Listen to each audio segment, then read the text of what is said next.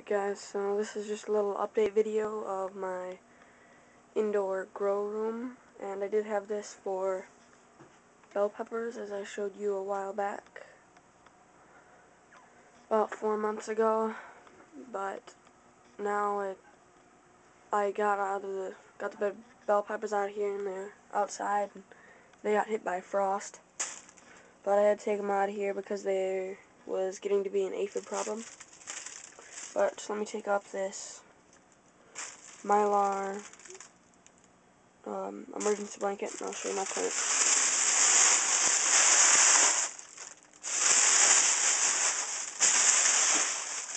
So like I said, I just have a Mylar emergency blanket which I have attached to the top of my lights, and that drapes over, so it's a little bit of insulation but not really. But then it's also just mostly for reflecting the light, so I can get a efficient amount of light on them without wasting any. But what I have is I have a tube lighting. In one of my previous videos, I know that I said it was strip lighting, but it's tube lighting, if you guys can see. And these are just regular old shop lights, metal hood on them, and then just have some mountain brackets right here with some wire into those, and then I got some screws in the wall put into the studs and just attach them to that.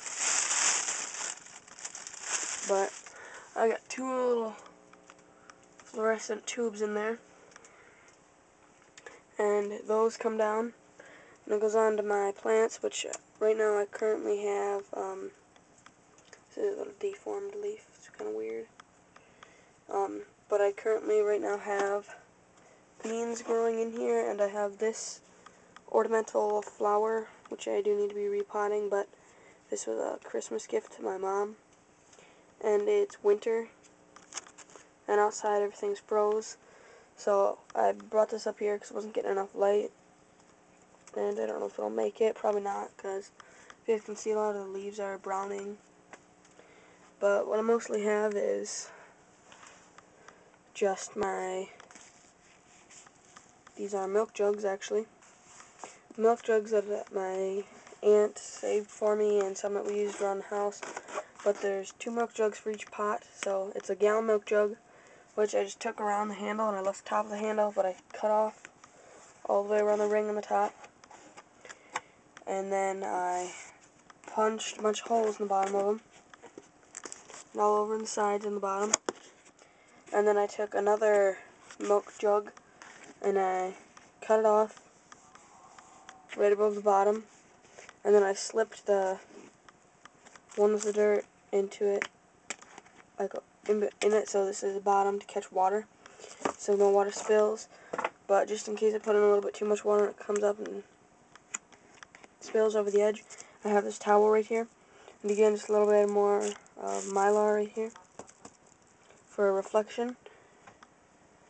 But what I have is 50% vermicompost, worm castings, and then 50% starting mix for plants and seeds, which is AK Lawn and Garden, or whatever that says. This is just a small little bag. It is sphagnum peat, horticultural vermiculite, perlite, wetting agent, and lime for pH balance. That's all it's got in here, but I got 50-50 mix of this and vermicompost for worm castings. And then I have my bush green bean plants. But this one, as you can see, is in the automatic watering cup, which I have a few of for seedlings.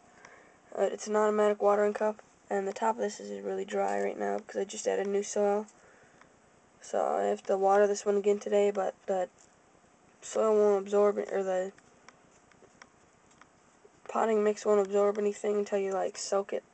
You should soak it by itself, because what I found is it goes and it runs through it and it'll get a little bit wet, but then none of it will actually get wet. It'll just drain out of the bottom. So you got to put it in a container by itself and soak it and mix it together with your hands, because otherwise a lot of it won't get wet. But I put that in here, and I have about 3 plants is what I'm going to do for per pot. But I ran out of plants, so this one's only got 2. But right now I only have 2 planted, and then I've got a dry mix in here ready for some, for 1 bell pepper plant that I'm going to plant in here, because I don't want to waste any space, so I'm going to plant 1 bell pepper into here. And then I'm going to slowly, as I get enough milk jugs, I'm going to put all milk jugs on here, so I have gallon pots. And then I'll have 3 beans per pot for the ones that I'm using for beans. And then I'll have 1 bell pepper, maybe 2 chili peppers in each gallon pot that I use. But probably be just 1 bell pepper per pot, and then 2 chilies per pot. And then up to 3 bush bean plants each pot. But if you can see, these leaves are kind of sickly looking. They're white. That is because I was babysitting at my aunt's house, and I was watching the kids while she went out. But I was over there for 2 days helping them watch the kids and everything. And my mom, she turned off my light for me, but since I was gone for 2 days, she kind of forgot to turn it on the second night. So the bottom leaves are still nice and green, but the new leaves that were coming up, they're yellow, and that's on almost all of them. They're starting to green up a little bit again. Then also, as you can see, these little leaves right here, that I curled them up so they get better light, but they curled all over because they kind of got burnt from the light, because the light was hanging from these hooks. There's another one over there. I think I took it out. It was right over here somewhere behind that, but I got it hanging over there, and it was about right here, the bottom of the hood, and these are in taller pots separately. And this one is the biggest one, as you can see. It's a really big plant. I had these in little hydroponic things. I can maybe show you one. I don't have any, but it's pretty much just a little pop bottle, and I cut the top off, and then I had all of them started, and I started seeds in these pots. So I cut it so it fit these pots, and the pots were sitting down there. And it was a crack key method, which I learned from MHP Gardener. And I'd suggest you guys check him out. He's got a really good channel and a lot of good videos. But I had my pot sitting in there, and I let the roots go down into there, and I left about an inch in between the bottom of the roots after they developed of just air, so they weren't completely submersed in water, and they wouldn't rot.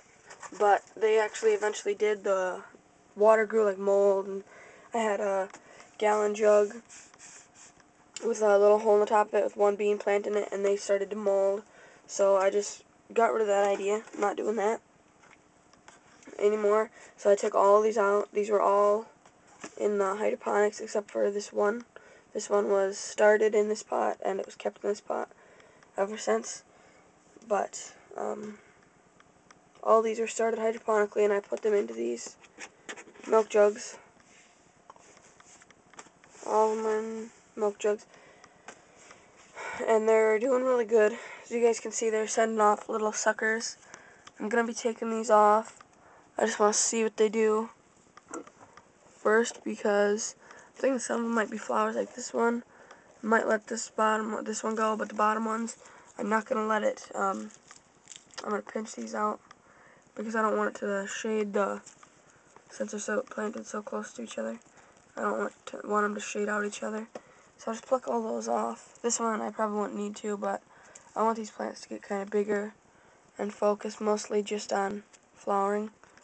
So I'll take all these off, these little suckers. Sorry about the bad recording, guys. I've watched some of my videos over, and they're horrible recordings. But I'm trying to do a little bit better at it, but it's still kind of hard. But let's see, these guys have some pretty big suckers on them. I'll just pinch those off.